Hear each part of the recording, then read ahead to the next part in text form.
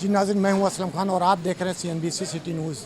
اس وقت میں موجود ہوں نیو کراچی کے علاقے میں ایک نجی شادی ہال کے اندر، جہاں پہ فدائے ختم نبوت کے حوالے سے یہ کانفرنس منعقد کی۔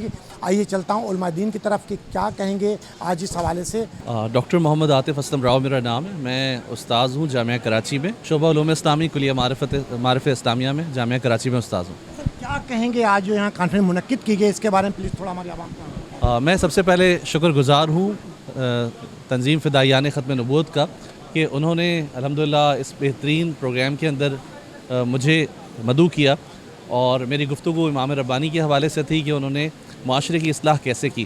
مجھے یہیں آ کے پتہ لگا کہ الحمدللہ یہ فدائیان ختم نبوت کا 70واں پروگرام ہے، اور ہر سال اس انداز سے مجددین کانفرنس، جس میں اعلیٰ حضرت علیہ رحمہ اور امام ربانی علیہ رحمہ کے حوالے سے سیرت اور ان کی خدمات کو پیش کیا جاتا ہے مختلف جہات میں، اور الحمدللہ بڑی تعداد میں یہاں پر عوام اور علماء اور خواص موجود تھے، اور انہوں نے اس پروگرام کے اندر شرکت کی اور ایک خوبصورت پیغام پہنچا۔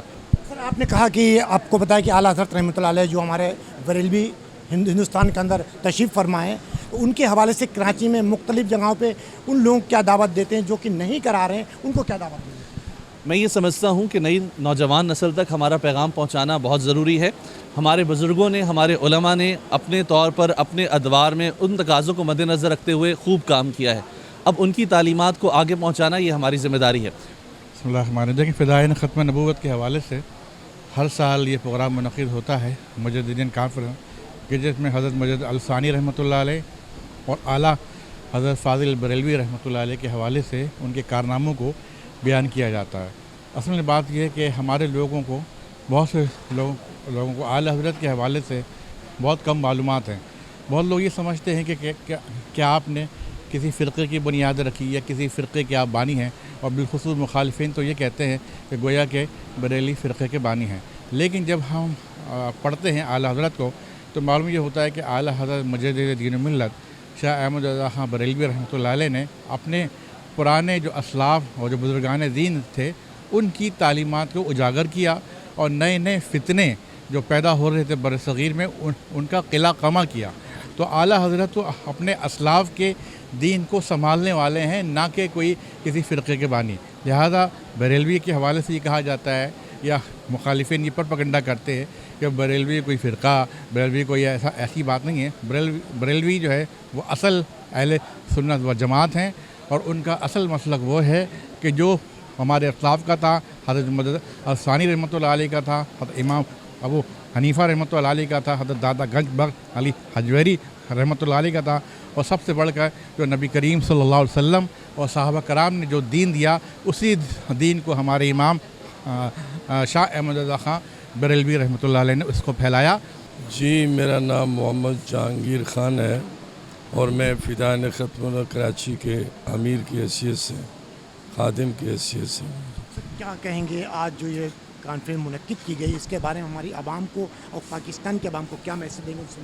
اصل میں آج کا جو پروگرام ہے، اس کے بارے میں پہلے تو میں آپ سے عرض کروں کہ تقریباً 2005 سے یہ پروگرام تسلسل کے ساتھ ہو رہا ہے، مجددین کانفرنس کے نام سے۔ ان دو آدمیوں کا انتخاب اس لیے کیا گیا ہے کہ دونوں کی جدوجہد جو ہے بے شک وہ علمی اعتبار سے اور سیاسی اعتبار سے تھوڑی سی جدا ہے۔ امام احمد رضا محدث بریلوی نے تقریباً علمی کام بہت زیادہ کیا ہے، کتب کی تصانیف کی ہیں، اور ان کے دارالعلوم سے لے کر فتاوی سے لے کر اور کئی ان کے طریقت کے اعتبار سے بھی انہوں نے بہت کام کیے ہیں۔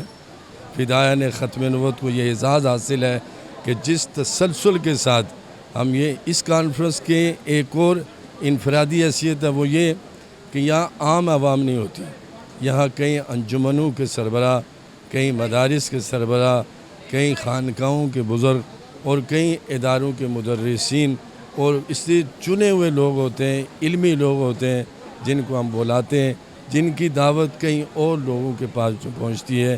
بظاہر تو یہ 300-400 آدمی کا ہوتا ہے، لیکن یہ کم از کم 3-4 ہزار تک ان کی रसाई होती है, तालीम होती है, ये इस प्रोग्राम की इनफरादियत है।